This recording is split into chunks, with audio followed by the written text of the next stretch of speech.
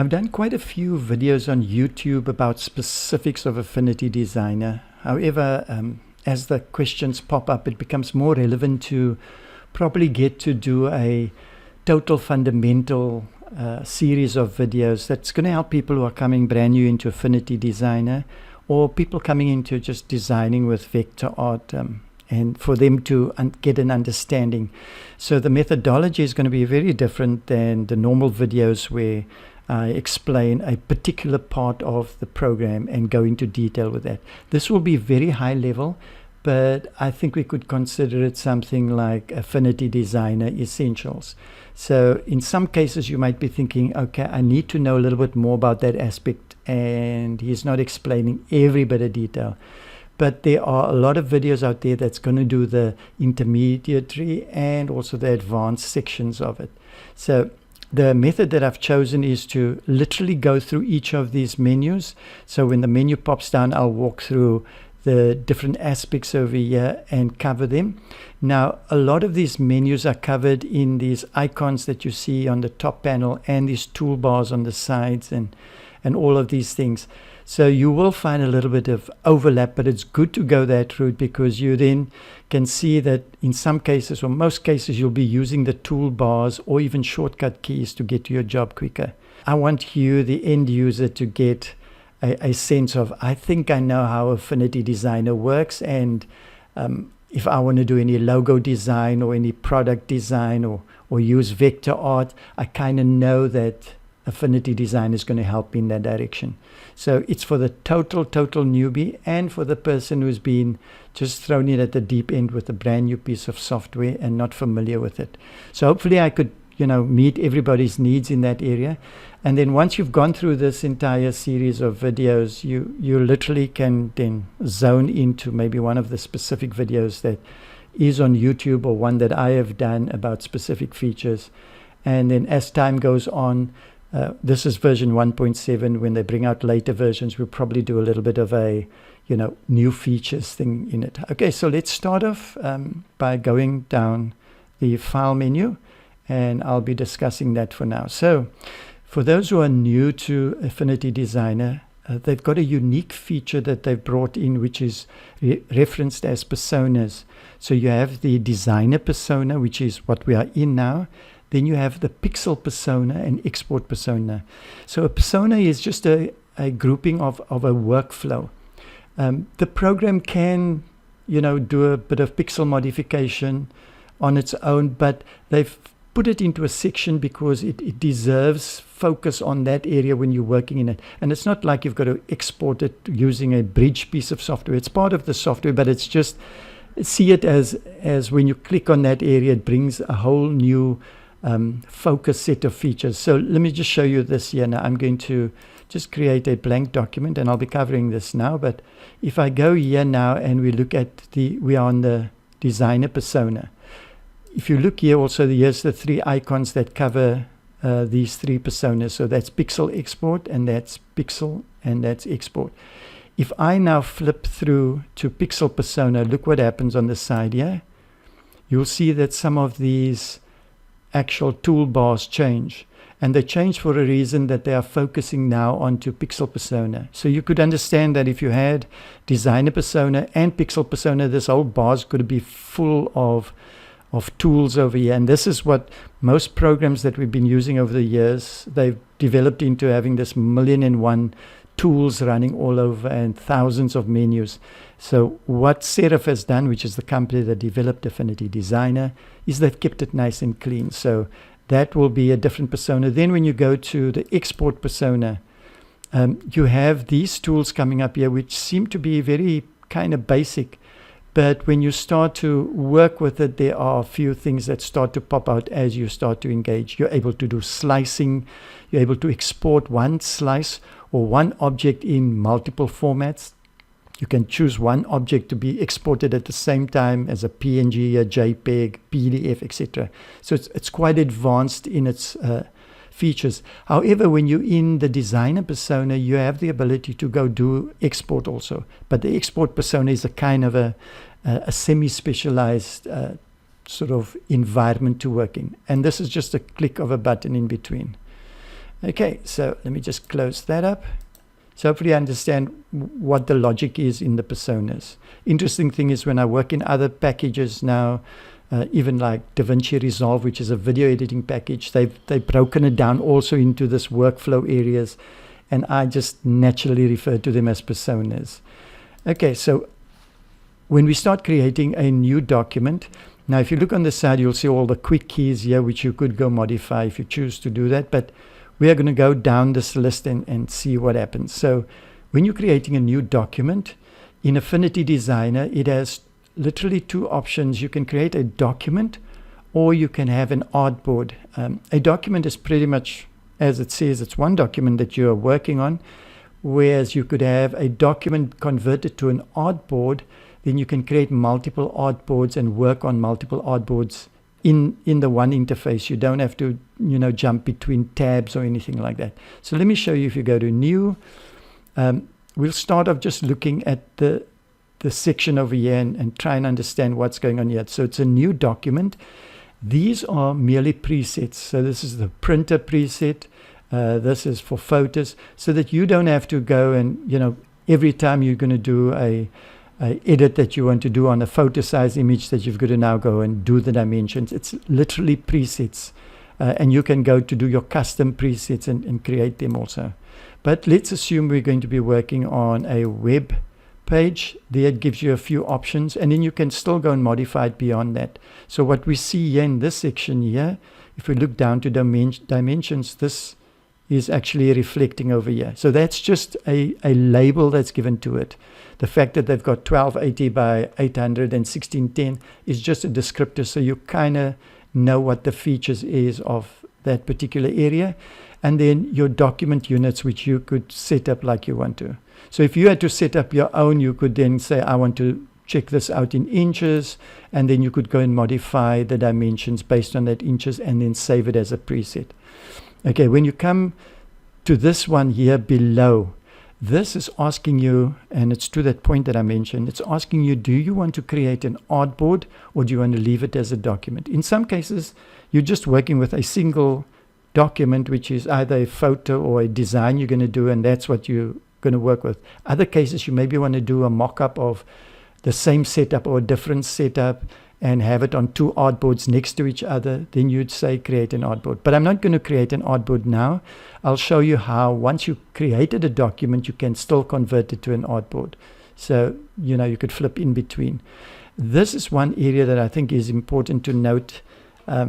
When you're choosing the colors, this is a color profile. Now, if you are using anything that's got to do with color, the computer needs to understand what color base you're working from, or if you're bringing in an image, it needs to understand the format of that color.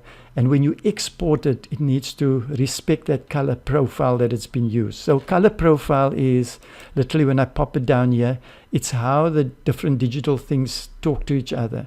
And if you, for example, have it on ROM, like I had it at one stage with one document, I kept exporting it, and in the document I had a photo put in there, but this photo kept on coming out very dull, and it was because of the wrong choice of a color profile. So the default one, sRGB, is a good one to be on, and these settings, if you are working 99% of the time with images that you want to work with, if you are efficient and proficient at color corrections and all that, and you know exactly what you're doing, then you can fiddle here. But these are the settings that you should leave.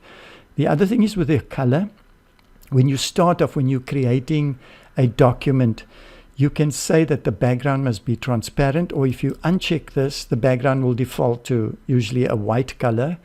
But if you say it's transparent and you open up the document, you will see the background showing as transparent. And when you export it, you then can use the feature of exporting it as a PNG file and maintain that transparency. Okay, so this is important to put in here if you want to start and work on a transparent background. Okay, so we'll just check that box there. As mentioned, this references the area on top here. They only got a portrait button, which makes sense. If you're going portrait, it's portrait. If you uncheck it, it would be landscape. So you don't have to have an extra landscape button. Okay, and we won't worry about the actual zoom feature on here now. Let's go to include margins. That is just to add margins onto the document. This one at the bottom is one that you probably might come across more soon than, other features that I'm sort of just skimping over, which is the bleed feature. If you, for example, creating a business card, and you've got that business card that's got a color on it, say a bold color, and that color goes right from the edge to the other edge. When you send it to the printer to be printed, if you just put the color on the edge, the printer usually would print it a bit more than the actual size, and then they cut it down, they guillotine it to size. So if your color that's right to the edge is not bleeding over the edge, then when they cut it, they might have your card with a little white stripe at the edge because they maybe cut a little bit away, maybe a quarter of a millimeter away from the actual edge. So what we do is we create a little bit of bleed, and this is where you add that bleed into the document. So I won't put the bleed in now, and I'll show you what it will look like when we do add a bleed. So let's open up this document without any bleed on it, and this is what we have. Okay, so this is the document that we have just opened up now via this new window. Okay, I'm going to close it quickly and then do a new one, open up the document, and I'm going to just put excessive amount of bleed on so we can see the effect of it, and we just maybe make it 20 pixels, and you just need to type it in once. Press tab, it will formulate it there because there's a link here. If I unclick this, then I'll have to enter it independently. So if I click OK, you see now around the border here there is another marker there. That's 20 pixels away. That's what a bleed is all about. So if you're going to be designing anything, let's say we take this, usually I'm going to make it some more of a bolder color. If that was part of your design and you wanted to send it to the printer, what you would be advisable is that you extend it beyond this area into this bleed area, and it's usually about 5 millimeters only that you push it across. But I'm using pixels here now because I've literally opened the document in that format. So when you send it to the printers, they will get it as, for example, a PDF, and they will print it to the bleed area and then cut it to shape, cut it to size, and then you'll have this perfect edge part that comes across here. Because if you do this and you just don't have a bleed and you send it to the printers might print it, and when they do the cut, it might pull up with a little bit of a white edge like that when they utilize it. So the bleed is a common practice when you send stuff to be printed. Okay, let's just do that. I'm going to Control W just to close this window, and I'm going to go create a new object there now, a new document. Okay, so there we have a document. Now let's go into the next few sessions here, or sections should I say. Here you see new from Clipboard. What that means is that if you have an object, be it an image, now I'm going to just use these tools here and I'll explain them later. So I'm going to say place this image, I'll place that there. If I wanted to create a document with this image, but the document must be the exact size of this image. So say I was busy doing something like this, that I had 2 images and I wanted to create 2 separate documents. I would literally go here and press Control C for copy, or I could go edit and copy, and then come here, file, new from Clipboard. There's a shortcut key there, but you could come up here if you can't remember that. So when I do this now, you can see that entire image is filling up this new document. Now if I grab the edges of this image, you'll see that we have the actual size of the original document there, and this is now resized. If I take these two and say, for example, I pull them together and I go Control C and then new from Clipboard, what it will do is we'll take the biggest size one and use that as a selection area. Okay, so this is, I'm going to go Control W to close it.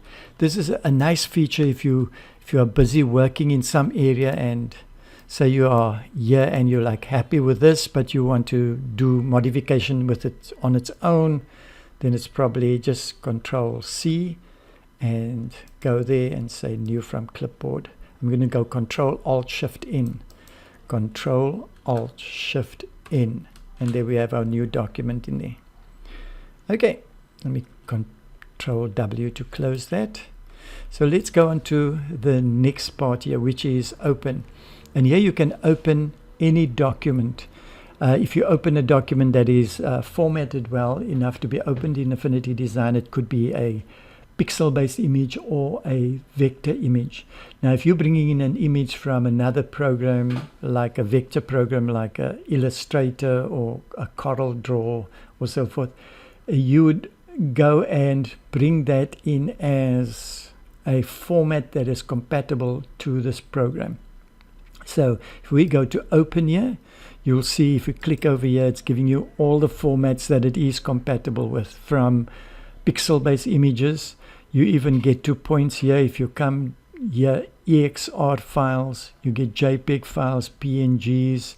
You also have the ability to get in PDFs, Illustrator files, Photoshop, PSD, SVGs. All of these file formats can be opened up in here. And this is just when you open it up, it opens up in its own window as a single document.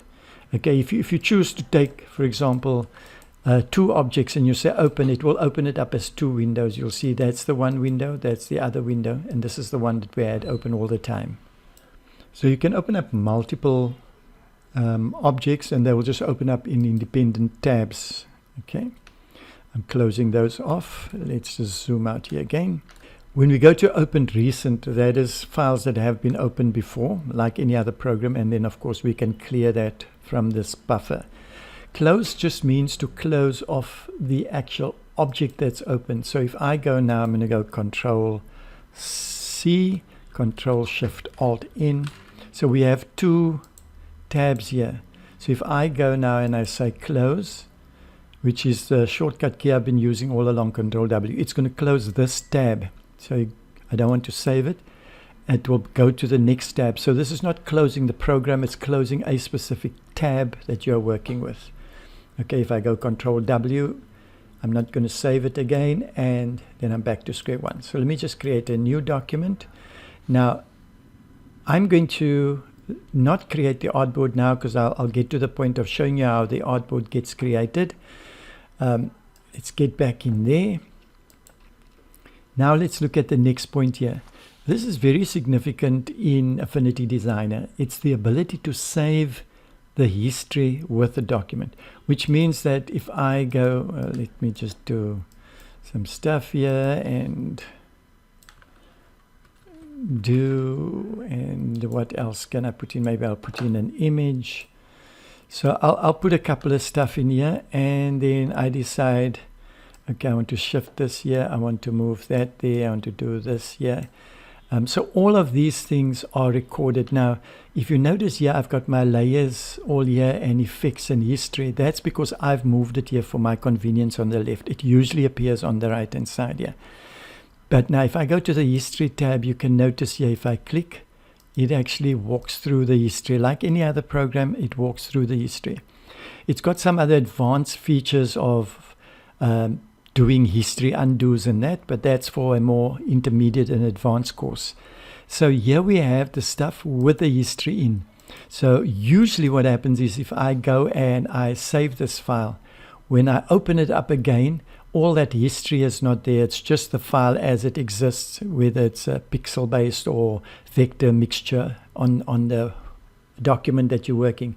But if I go and I say save history with the document, when I go and save it, I'm going to just say no for now, but it will save all of these history areas. So when I open the document, you'll be able to go back in history here, which is very unique and very awesome. So that feature is quite unique to Affinity Designer. Then these 2 areas here, these appear here when you have these applications. So there's Designer has 2 partners. One is Affinity Photo and the other one is Affinity Publisher. For those of you who come from the Adobe Suite environment, it would be your equivalent to a Photoshop and an InDesign. Photo and Publisher have very unique features. The interesting thing is the file format that it saves for Designer, for Photo and Publisher is exactly the same file format. So it's the same file, it's just given a different extension for identification purposes. Then, of course, things that are designed in Publisher have certain other placeholders like pages, whether you have master pages, etc. So that's held in the file, which when you open it up in Photo or Designer, doesn't necessarily mean that you want to access that information, but it is all embedded in the same. So if I have to say edit in Photo, I must make sure that I own the Photo application or the Publisher application. And when I click here, it will automatically open whatever I'm working in the document over there. So I'll just click on Edit in Photo so we can show you how that all works. There we have it. We are now in Affinity Photo. Okay, so here you can see the menus are different. There's all these different personas. Okay, let me not go into that now. That's not for this time. But we have all the additional personas. We have a whole lot of other features because this is the photo editing app. Okay, so now if I'm done, if I make a move here, let's just, for example, take this and I move it up here. If I go look at the history here, you can see all the history features have come across here also. So I can go here now and I can say, let's get to edit it back in Designer. And in Designer, when I open it up, it's right back here. Now you see there's the DO has been moved up and positioned. So the jumping in between is almost instantaneous. And that's what these buttons are about. And then, of course, if you are busy working with a file and it's in a specific folder, you can go and say Open Folder in Explorer. It will go through there and it will show you where the file is. Currently, we haven't saved this file anywhere, so it's basically taking us to a desktop. Okay, so let's go now to this next one, which is Place feature works differently to opening a document.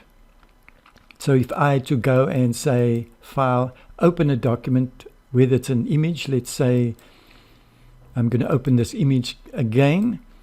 It's going to open the image as an independent document because I'm just opening it. I'll close that off.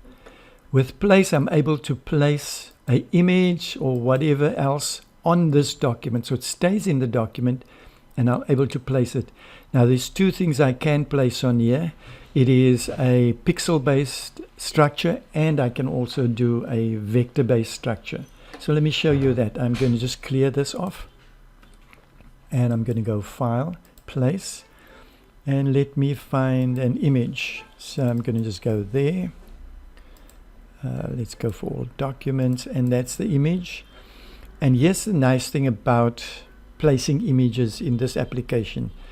Here you have a placeholder, so you left mouse button click and draw the size that you want on. And here we don't have things like smart, smart objects and all that. The pixels inside, if it's a pixel-based image, maintains it whether you're sizing it big or small. It maintains the quality. So we had a problem way back when we were working in Photoshop. When you brought an image in and you made it very small, it would throw away all the other pixels and just keep the small image for optimization. Then when you tried to resize it, you had a poor pixel base. So what they did was they started creating these kind of smart objects that when you made a smart object, although you're making it small, it still retains the original. With Affinity, from the word get-go, when you drop it in here, no matter what sizing you do, it keeps the original resolution of that image here without a problem. Then you can also go in and place. Now this is where you're able to bring in a additional format file, and it could be a PDF, but in this case I'm going to bring in another Affinity Designer file. So let me just see where I can find one. We go in here, we'll stick to these eagles. So this is an EPS file. Okay, so this is not even a Affinity file, it's got an EPS extension. So you could try it out with a PDF. Adobe Illustrator files tend to, because it's not a very modern format, there's always a bit of glitches. So I always recommend rather just converting that into a PDF or EPS, and you're going to have less inter-program format issues. So if I say open this, same thing, but if I pull it here now, you can see that I've got this image, and this is, it's a vector file. Okay, if I double click on this side here, nothing happens because I'm just making the selection of this image. However, because this image is either a Affinity Designer or a photo or a publisher file that you can do this with, or an EPS or a PDF you could put it in. When you bring it in, it will show it here as embedded. And what embedded means, it's a document on its own, and you can access it by taking it into its own window. So how do I do that? I just double click on this embedded image, and it will open it up in its own window. Okay, so I could decide that I want to size it here. Look at this. If I go back here, you'll notice what it looks like there. If I go and I make it small, if you go back here, look there, it's made it actually small. Now, the beauty of the system here is most other systems, if you're doing something like this, you're going to have to create a live preview. So you must click on a button that if you size it, it shows you a dialog showing you a live preview. Here, look at this. This is an embedded document. As soon as I do it here, it's real-time links into this document that I'm editing. Same thing here is if I go and let me just click on this wing, and I'm going to change the color. Look there, it's changing in real time in this image because it's an embedded document. This for me is where this tool is really incredible. It's not like you've got to edit it here, get a feature, and then save it here or close it here for it to show effect on the side. You literally can see it happening in real time. If I move this, can you see that? So that's quite awesome. Okay, so let me just close this. Do a couple of undos. Just remember that if you go and you double click on here and you're editing, the undos or the history remains in this window. Okay, so I'm undoing to get it right back to its original here. I can't come into this window and do undos and expect it with this embedded thing to go back, because it keeps its history within the specific document itself. So any changes that I want to reverse on this document, like let me just show you quickly, for example, if I had to go in there and let me just go here and change this to that purple. When I come back here, if I'm on this and I go Control Z, it's just going to take it away because the object wasn't there previously. So the last undo was to place the object. So if I come back here and I just say redo, put it there. For me to edit this and to undo this, I've got to double click it. It opens it up in this window. And if I go look at the history now, the history is with reference to this embedded document. Okay, and let me pull it there. So if I, in this embedded document, I go Control Z, go right the way back, everything is updated there. Okay, just so that you understand how the place works. So the place tool is a great tool when you're busy doing projects where you are going to create mock-ups. So you could place this object in an area and say you have it there, you can double click on it, open it, see how you're modifying it. So if I take this and I do maybe a shear, you see I can check what's happening in there. So you have, you know, all of those things that you can do with it, but we'll get to that later again. Okay, let's go to the next one, which is export. Now, I did explain to you what the export persona is, but that is a specialized area. But in your general working, you most likely won't go to the persona every time for every little export. So you come to export here. We have all of these formats in export. Remember, if you're sending out anything as a PNG, it retains any transparencies that you're using. If you want to change the size, you've just got to be aware, as explained before, a vector can size to any size and keep its quality. But a pixel-based image, which this one has a pixel-based photo here, if you are going to push the size to, 10,000 pixels, it will export this thing, but this image, if it's not that high quality and big, will be pixelated on the big image that you send out. If everything is vector, then it doesn't matter whether you size it big or small here, it will maintain it. And Why do we need to do an export? For the reason is that the receiving program needs to get it in the format that it uses, whether it's a JPEG, a PNG, an SVG. It needs to get it in that format, and that's why we do an export. If you are just saving the document for your own use in future in the same program, of course, you'll just go File and Save As. Okay, so we're not going into all the depth of this. That's for intermediate and advanced feature sets. But I think there's one significant thing that I'm going to cover at this stage, which is PDF.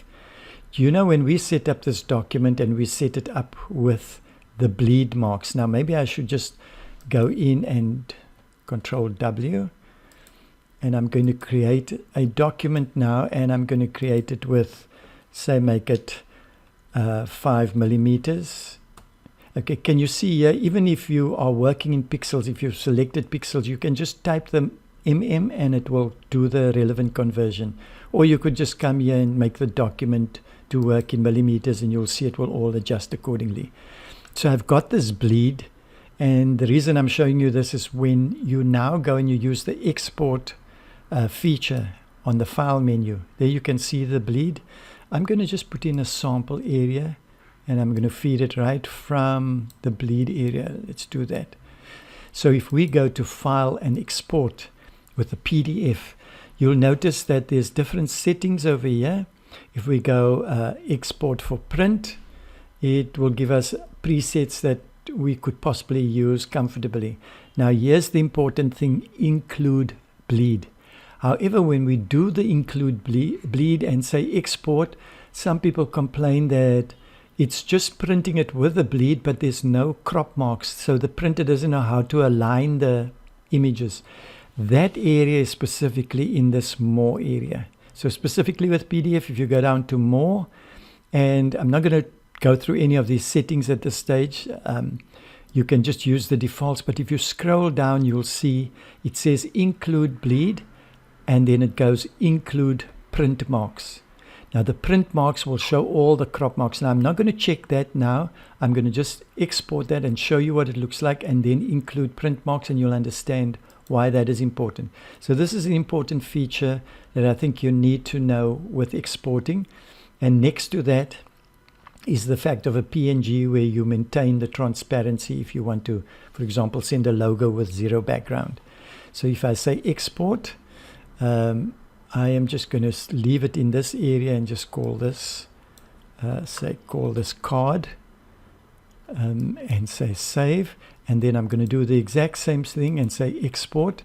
But now we're going to go in here, and we are going to scroll down and say include printer marks, which is the crop marks, registration marks, etc. I'll say close and export. Okay, we'll come here, and I'm going to say, let's call it card PM for print marks. Okay, then to make it simple, now to go find that folder, I'm just going to say export again, so it will just choose any export, so it will just open up this window. I won't say save anything, but if we look at this now, I'm going to click open. We're going to see this is the one that we chose. Show the bleed marks, but don't show the actual print crop marks. Okay, so that is what is embedded in that PDF. Let's see if we can make this smaller. So you see how difficult it is now. It's showing the entire thing. We don't know how far the bleed mark is, even though the bleed is about 5 mil right at the edge, but it also includes this white area. But if we go now and we go and look at the one with the crop marks, which I showed you where to attach, look at this. If we zoom out, it will show you a document like this, where you see the bleed happening over there, and it will show you that that's where you're going to cut it, and that's where you're going to cut it across, and there is registration marks. So this is for printers. They would understand all of this. And yes, all the color palettes that is used in the design work. So that's the big difference there. That's why I'm going to just select this and delete it. Select and delete. I don't want to save anything. That's why when we go and we do the export, it's important to note that if you're exporting for the printer, don't forget about going to look in this more area, and enabling this include print marks. Okay, else by default it should just have the bleed switched on or not. Okay, so here I want to modify now this document. I don't want it to have the bleed and everything. How do I go about doing it? I don't have to go create a brand new document without a bleed, and that's, copy things across. I have a modification thing which is just below the export, which is document setup. So here's now an interesting part of the whole setup here. The document setup can have me modifying quite a bit of the features that I set up when I created a new document. So let me go to document setup. Here it again gives us an indication that we chose this particular document, which was for print, the dimensions and everything. And we're not going through these specific things at this stage with anchor to page and rescale and all that sort of stuff. That is for an intermediate stage, or you can just look that up.